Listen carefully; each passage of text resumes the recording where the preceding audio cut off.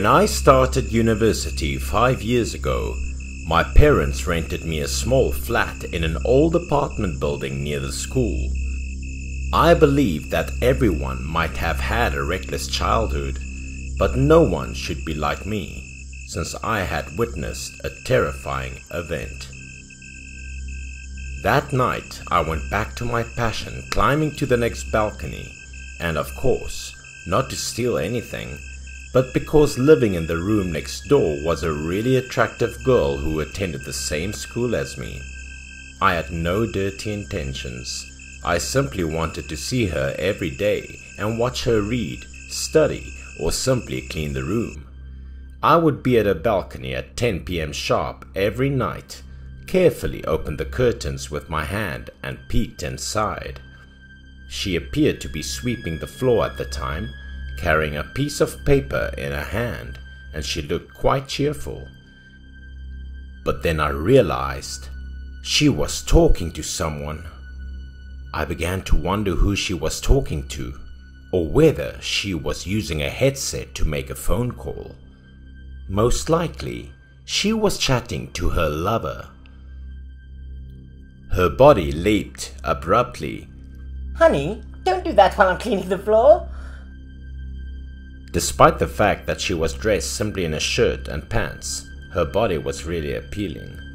She was staring into the air with wide round eyes and curly eyelashes, producing a gentle voice. Was she practicing a play? It wouldn't have made me feel like a genuine man was really there in front of her if it was simply talking on the phone. It was clear that they were practicing a play, although this one appeared to be a bit too sensitive. Standing behind the window frame made me feel more thrilled and shy than I had ever felt before. Was she actually acting in a play? If only I could play the male lead.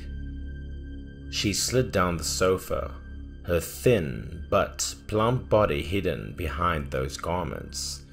Everything was made more appealing by the long hair that fell on the sofa. Sweating heavily and taking slow, deep breaths, it looked like she was hugging someone. Even if it was only a rehearsal, it looked so real. This was quite daunting for a teenager like me. I stood there for a long time, and despite the fact that there was dew on the ground, I didn't feel cold at all. At the moment, I was still thinking, wow, I truly hit the jackpot today. That night, even though I returned to my room, I couldn't sleep. I kept tossing and turning and thinking about the scenario at the time. To be honest, I was such a pervert back then. I went to school the next day with dark circles under my eyes and couldn't open them since I couldn't sleep all night. I was walking back to my room from school when I heard footsteps behind me. I turned around. The corridor was empty, and no one was there. Something piqued my attention as I was ready to return to my room. And what I noticed was the door key, which was still plugged into the door handle of a room. Maybe because my neighbor forgot it in a rush. I was extremely curious to see how it would be like in her room, and how it felt to lay down on her bed. And it seemed that tiny monster in my mind had triumphed, since curiosity and intrigue compelled me to open it. My heart began to feel guilty as the door opened, but my hands couldn't stop. I was acting exactly like a pervert. I entered the room gently, opening the door. A feminine smell wafted through the room, erasing some of my shame. The space was poorly lit and quite empty. Curiosity raised again inside me after standing for a while and gazing around the room.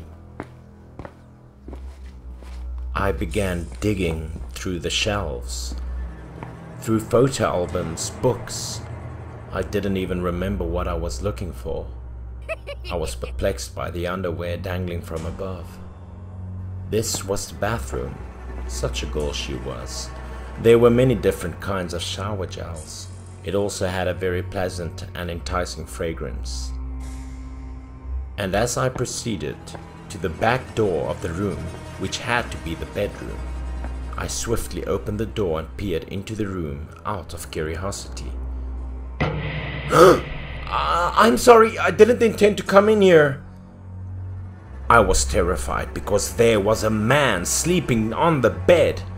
Her lover, without a doubt. A tall man laying still on the bed appeared to be sleeping, and I might have jolted him awake.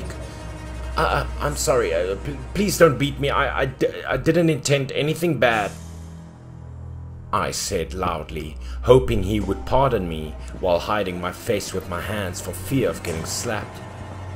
When I spotted the key on the door, I decided to bring it in and give it back to the owner, I said. True though, doing bad things was simple to stress about. My sweat was streaming and I'd always been a coward. Then I gradually calmed myself and opened my eyes again after explaining with my eyes still closed.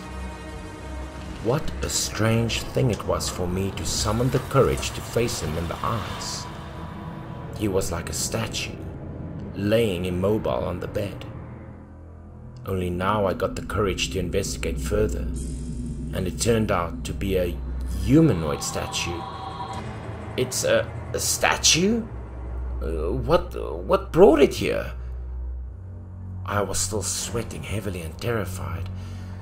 A frightening noise sounded from behind me before I could restore my calm. The door behind slowly opened. Perhaps there were still people at home.